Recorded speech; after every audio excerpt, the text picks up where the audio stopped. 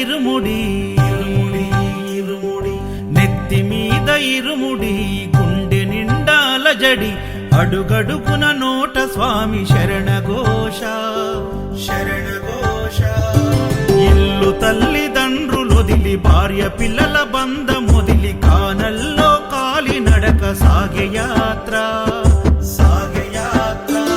అయ్యప్ప స్వామి భక్త బృందం గురుస్వాముల వెంట యాత్ర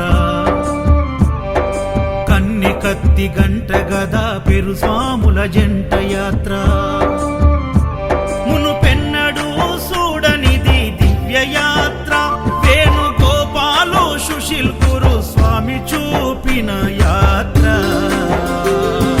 పాదయాత్ర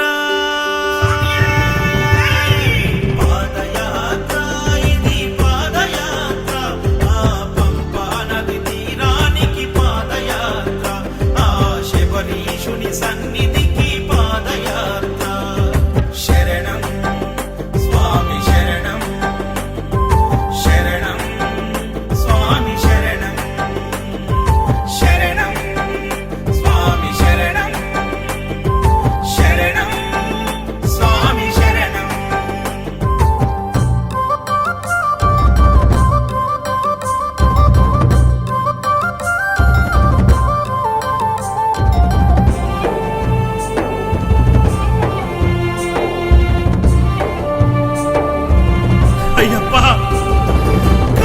తల్లి ఆరోగ్యం బాగలేక ఒక కొడుకు ఆ స్వామిని వేడుకొనగా సాగించిన కాలినడక బిడ్డ బ్రతుకు గండమని ఆ దేవుడే శరణమని కఠిన యాత్ర పూనుకొని కన్న తండ్రి చేసే యాత్ర ప్రతి ఇంటిలో ఒక కుంపటి గుండె గుండెకొక గాథ ఎవరిని కదిలించిన కన్నీటి వరద పారదా శ్రీకాంత గురుస్వామి కన్న తండ్రి ఓలే హత్తుకుండు నవీన్ యాదవ్ గురుస్వామి తల్లి ఓలే కడుపు నింపినాడు నవీన్ యాదవ్ గురుస్వామి అన్ని తానై సాగించిన యాత్ర పాదయాత్ర పాదయాత్ర ఇది పాదయాత్ర ఆ పంపా నది తీరానికి పాదయాత్ర ఆ శబరీషుని సన్నిధికి పాదయాత్ర శరణం స్వామి శరణం శరణం స్వామి శరణం.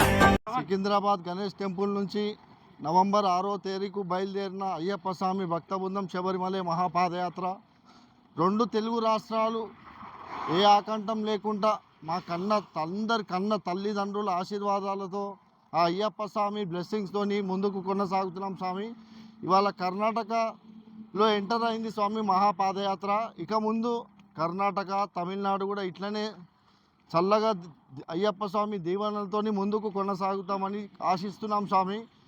స్వామి స్వామి స్వామి శరణం అయ్యప్ప శరణం. శ్రీ కలియుగ వరద అయ్యప్ప స్వామి హరిహర పుత్ర ఆశీర్వాదంతో శ్రీ వేణుగోపాల్ గురుస్వామి ఆశీర్వాదంతో శ్రీ సుశీల్ గురుస్వామి ఆశీర్వాదంతో గణేష్ దేవాలయం నుంచి బయలుదేరిన శ్రీ పవిత్ర పాదయాత్ర 2024 రెండు రాజ్యాలు తెలంగాణ అండ్ ఆంధ్రప్రదేశ్ దాటి కర్ణాటక ఈ రోజు ఎంటర్ అయినాము. ఈ మహాపాదయాత్రలో పాల్గొన్న అందరి స్వామికి నమస్కారం కృతజ్ఞత. అండ్ ఈ మహాపాదయాత్ర దిగ్విజయంగా నడిపించిన అందరి గురుస్వాములకు అందరి డోనర్కు నా శిరస నమస్కారం. స్వామి శరణమయ్యప్ప. స్వామి శరణం స్వామి.